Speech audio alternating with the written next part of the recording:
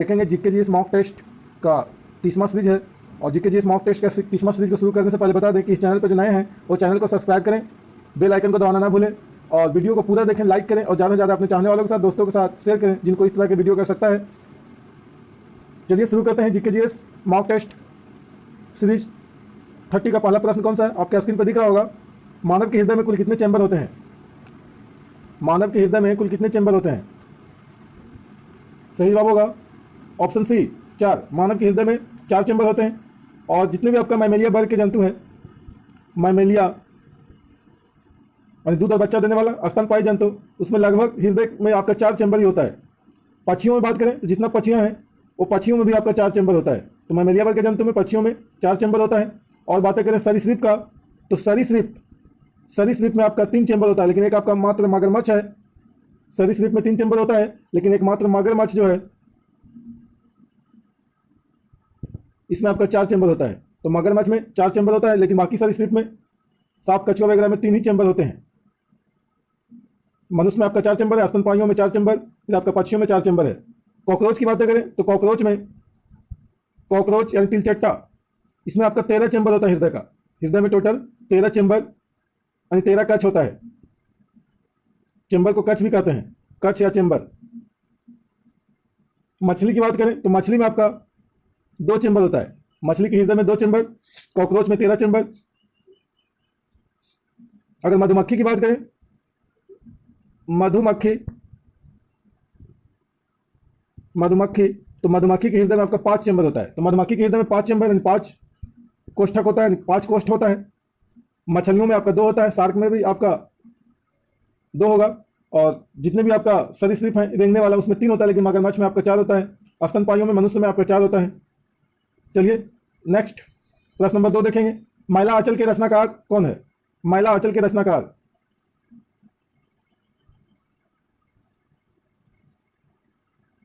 सही जवाब होगा ऑप्शन बी फणीश्वर नाथ रेणु। फणीश्वर नाथ रेणु जो है वो मैला आंचल पुस्तक के उपन्यास के रचनाकार हैं। एक बात और बता दें हृदय के चैम्बर के बारे में, तो मनुष्य के हृदय इस प्रकार से मानते हैं कि आपका हृदय है, ऊपरी भाग अधिक चौड़ा होता है, निचला भाग है ना संकरा होता है। ये आपका 4 भागों में बटा होता है। यही आपका 4 चैम्बर है, जिसमें आपका ऊपरी भाग जो होता है उसमें दायां आलिंद और दायां आलिंद, ये आपका दायां आलिंद है, तो ये आपका बायां आलिंद है। और निचला भाग में आपका निलय होता है। इधर आपका दायां निलय होगा, तो ये आपका बायां निलय होगा। यही आपका चैम्बर होता है हृदय में, जिसको कक्ष भी कहा जाता है। चलिए प्रश्न नंबर 3 देखते हैं। कागज का आविष्कार हुआ?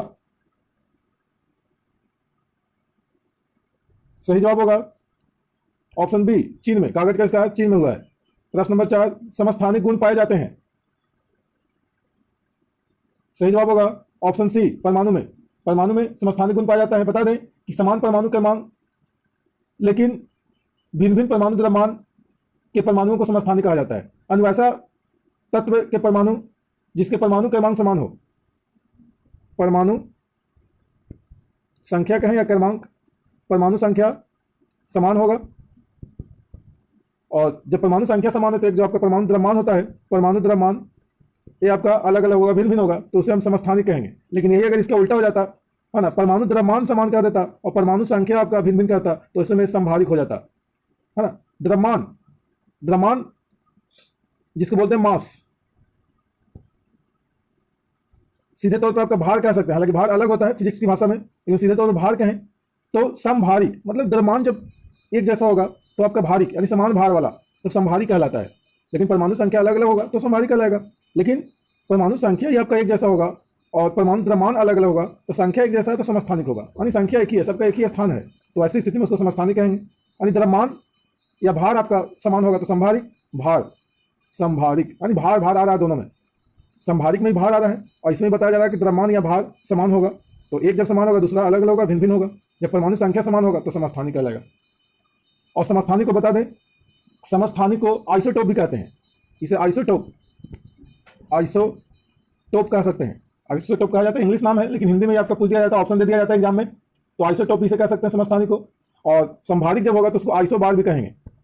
आइसोबार, आइसोबार भी कह सकते हैं संभारिक को। चलिए देखते हैं नेक्स्ट। प्रश्न नंबर 5 है, लाल रुधिर कणिकाएं को बनाती है। सही जवाब होगा ऑप्शन बी, अस्थिमज्जा। लाल रुधिर कणिकाएं यानी RBC, RBC red blood corpuscles, red blood cells यानी आरबीसी अस्थिमज्जा बनाती है, यानी अस्थिमज्जा में बोन मैरो में बनाया जाता है, यानी बनता है। आरबीसी का निर्माण बोन मैरो में होता है, बोन मैरो यानी अस्थिमज्जा। और ये आपका हड्डियों के बीच में होता है, जो खोखली हड्डियां होती है ना, उन हड्डियों के बीच में आपका बोन मैरो यानी अस्थिमज्जा होता है, जिसमें आपका आरबीसी यानी लाल रुधिर कणिकाएं का निर्माण होती है। और आरबीसी को इरिथ्रोसाइट भी कहा जाता है, इरिथ्रोसाइट। कमेंट करके कमेंट बॉक्स में बताएं डब्ल्यूबीसी का अन्य नाम क्या है। प्रश्न नंबर 6, मानव शरीर के हृदय में समान रक्त दाब होता है। सही जवाब होगा ऑप्शन बी, 120/80। प्रश्न नंबर 7, बिहू का संबंध किस राज्य से है। सही जवाब होगा ऑप्शन ए, असम। बिहू त्योहार जो है असम में मनाया जाता है। और अगर पोंगल पूछेगा तो तमिलनाडु बताएंगे, पोंगल तमिलनाडु, तमिलनाडु में पोंगल और बिहू असम। प्रश्न नंबर 8, तमिलनाडु, तमिलनाडु में पोंगल और बिहू असम। प्रश्न नंबर 8, रानी लक्ष्मीबाई के बचपन का नाम क्या था। सही जवाब होगा ऑप्शन डी, इनमें से कोई नहीं। रानी लक्ष्मीबाई का बचपन का नाम मनु था, जो ऑप्शन में आपका दिया हुआ नहीं है, मनु। और ये 1857 के जो विद्रोह हुआ था, इस विद्रोह में तात्या टोपे के सहयोग से झांसी में अंग्रेजों को नाको चना चबवाई थी, और अंग्रेजों को नाको दम कर दी थी रानी लक्ष्मीबाई 1857 के विद्रोह में तात्या टोपे के सहयोग से। और बता दें कि 17 जून 1858 को सैनिक वेश में वीरतापूर्वक संघर्ष करते हुई है ना वीर गति प्राप्त हो गई थी, यानी कि इनका मृत्यु जो है रानी लक्ष्मीबाई का वो 17 जून 1858 को हो गया। नेक्स्ट प्रश्न नंबर 9, वर्तमान में भारत में राष्ट्रीयकृत बैंकों की संख्या कितनी है।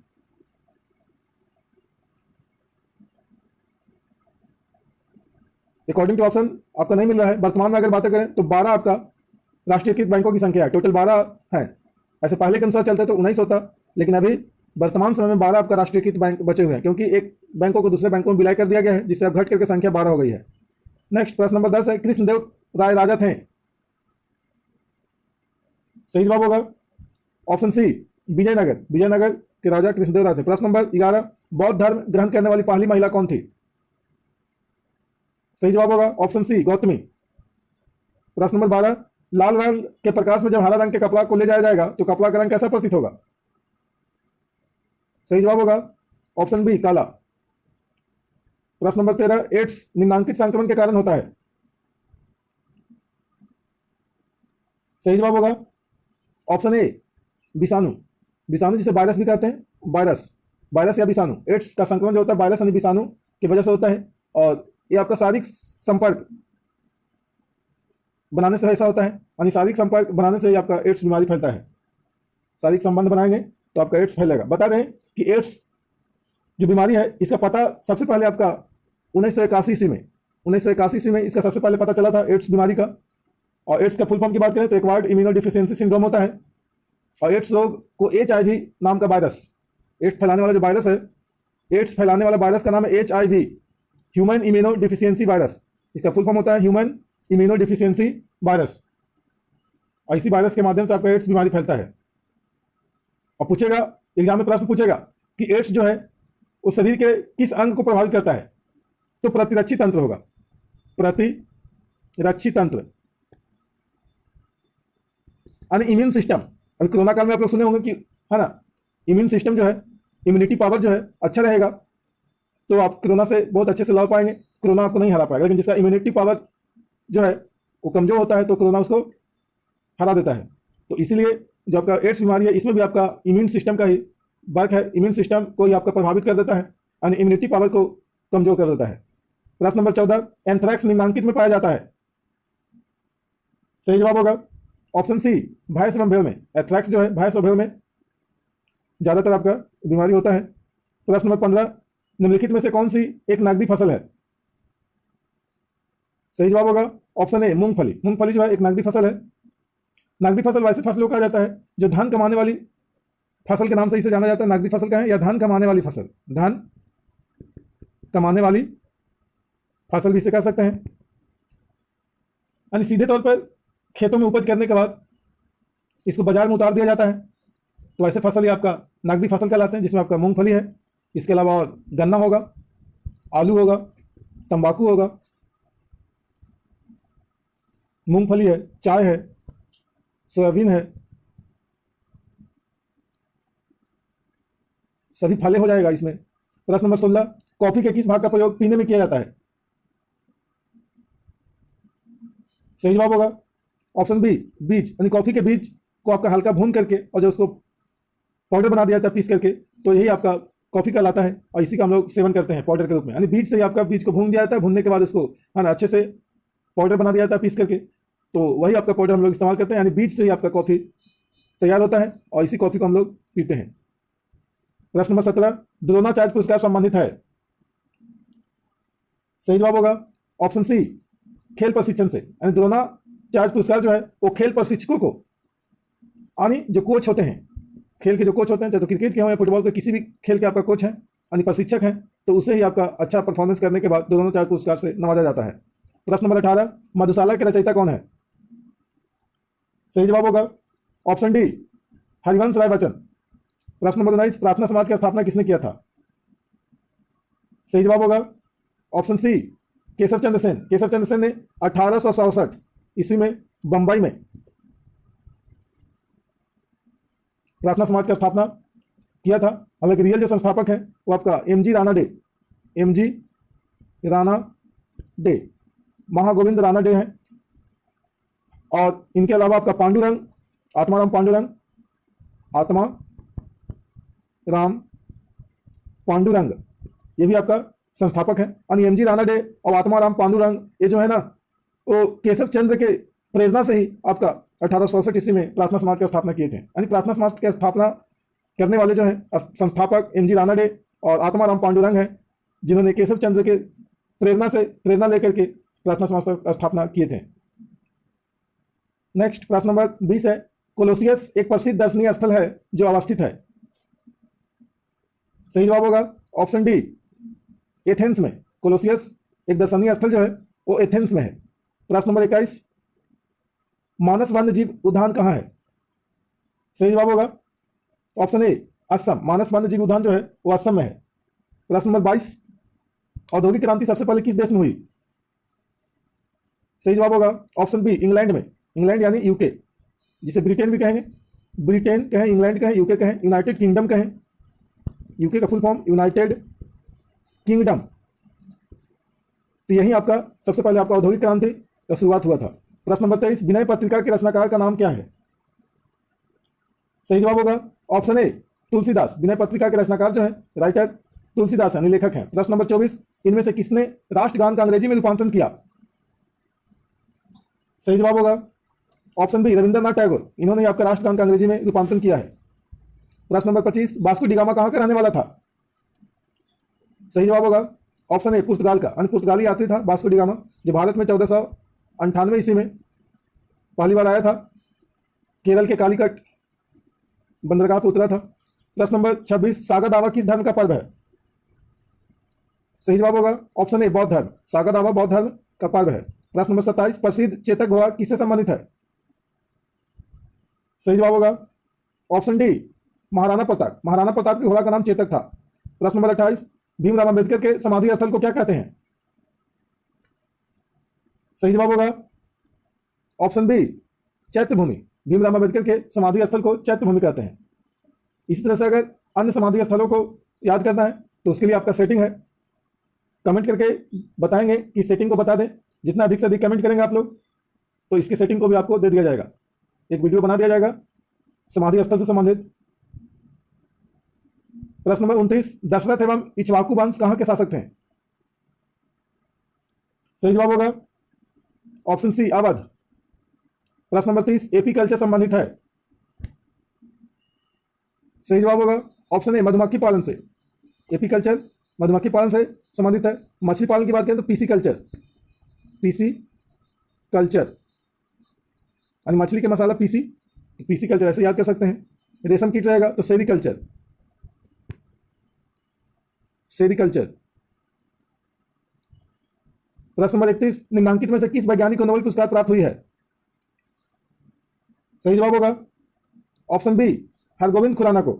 हरगोविंद खुराना को चिकित्सा के क्षेत्र में, चिकित्सा तथा शरीर विज्ञान, चिकित्सा तथा शरीर विज्ञान के क्षेत्र में आपका नोबेल पुरस्कार 1968 ईस्वी में दिया गया है। प्रश्न नंबर 32, साइमन कमीशन भारत आए थे। साइमन क्रिप्स भारत आए थे। सही जवाब होगा ऑप्शन सी, संवैधानिक सुधार हेतु। साइमन क्रिप्स कमीशन जो है वो भारत आया था संवैधानिक सुधार के लिए। कमेंट बॉक्स में कमेंट करके बताएं कि साइमन कमीशन भारत कब आया था। प्रश्न नंबर 33, सॉर्स क्या है?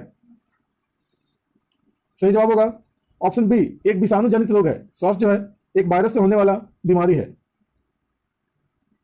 प्रश्न नंबर 34, गौतम बुद्ध ने अपना प्रथम धार्मिक उपदेश निम्नलिखित में से किस स्थान पर दिया था? सही जवाब होगा ऑप्शन सी, सारनाथ। उत्तर प्रदेश में आपका सारनाथ है, जहां आपका गौतम बुद्ध ने सबसे पहले अपना उपदेश दिया था। अगर पूछेगा कि गौतम बुद्ध ने सबसे ज्यादा सर्वाधिक उपदेश कहां दिया था, सर्वाधिक, तो सर्वाधिक श्रावस्ती में होगा। श्रावस्ती, सा से सर्वाधिक और सा से श्रावस्ती, यानी सर्वाधिक श्रावस्ती में होगा और आपका प्रथम उपदेश सारनाथ में होगा। ना कि सा से सर्वाधिक और सा से सारनाथ समझेंगे, ऐसा नहीं समझेंगे, है ना। सर्वाधिक श्रावस्ती। प्रश्न नंबर 35, भारत में पंचवर्षीय योजना बनाने की जिम्मेदारी किसकी है?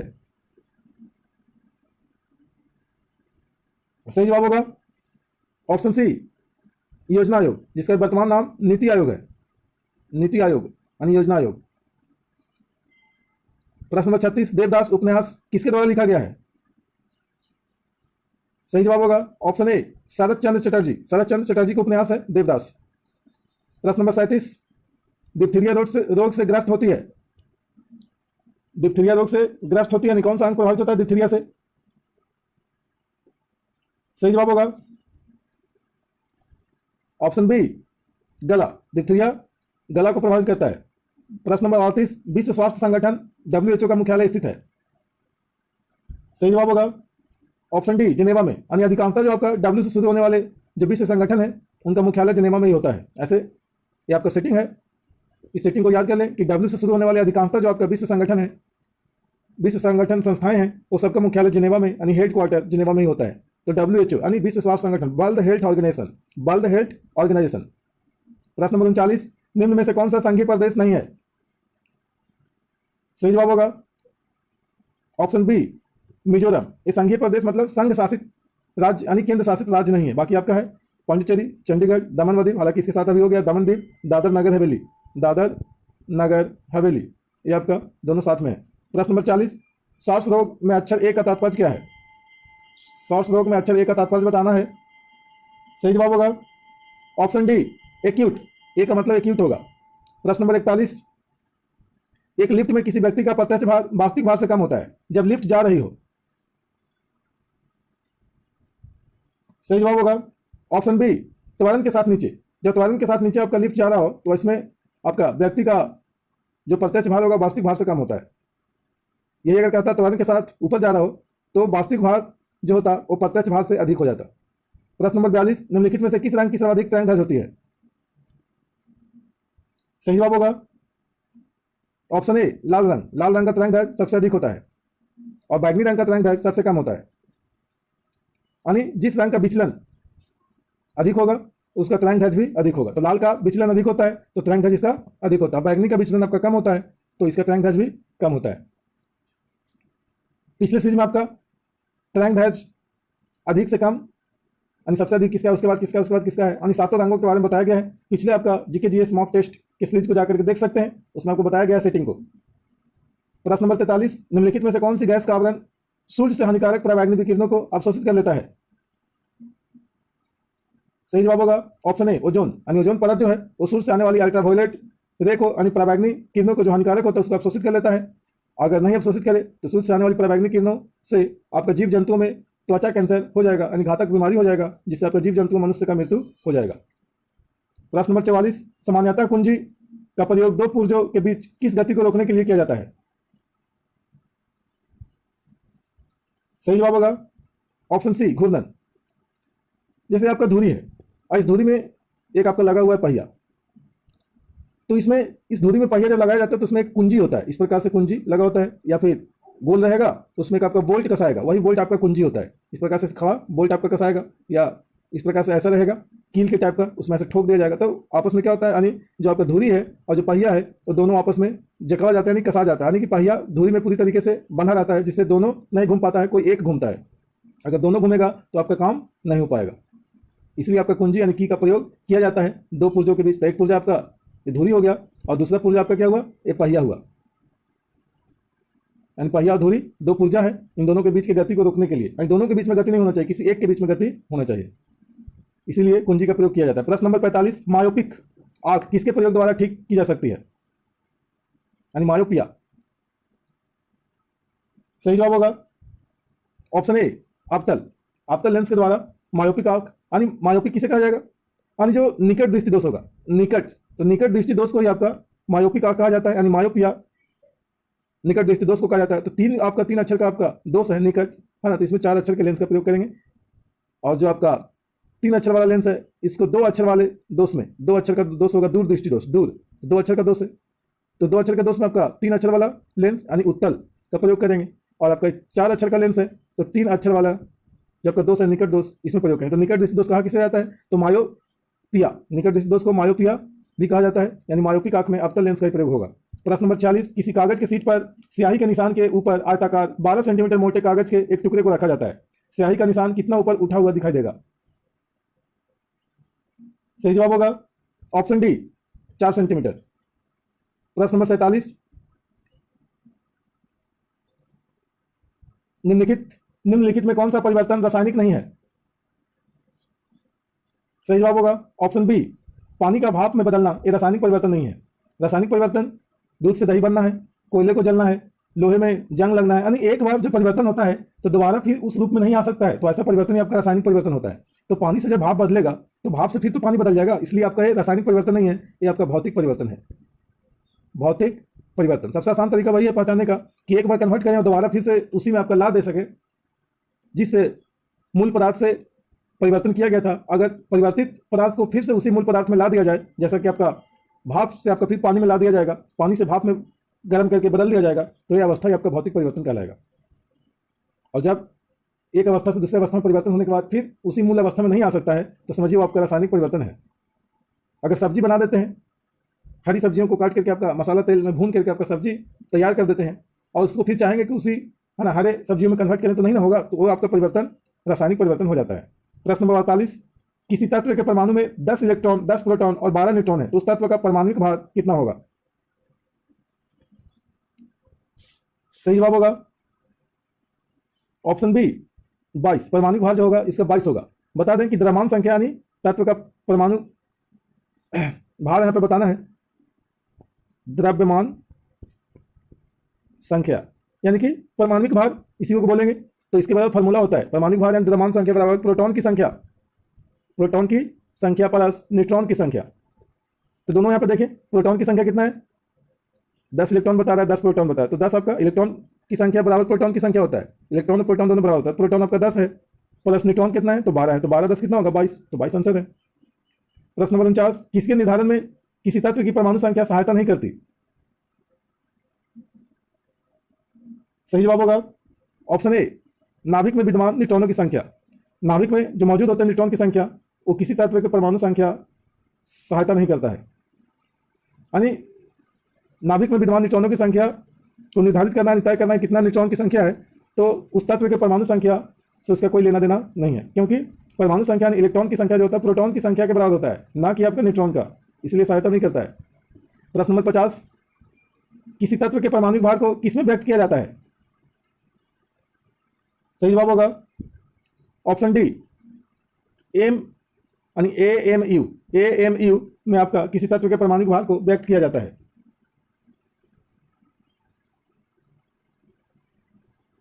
प्रश्न नंबर 51 है, तापमान को कितना कम कर देने से सभी गैसें शून्य आयतन घेरेगी। सही जवाब होगा ऑप्शन सी -273 डिग्री सेल्सियस जब तापमान होगा तो ऐसी स्थिति में सभी गैसें शून्य आयतन को घेरेगी।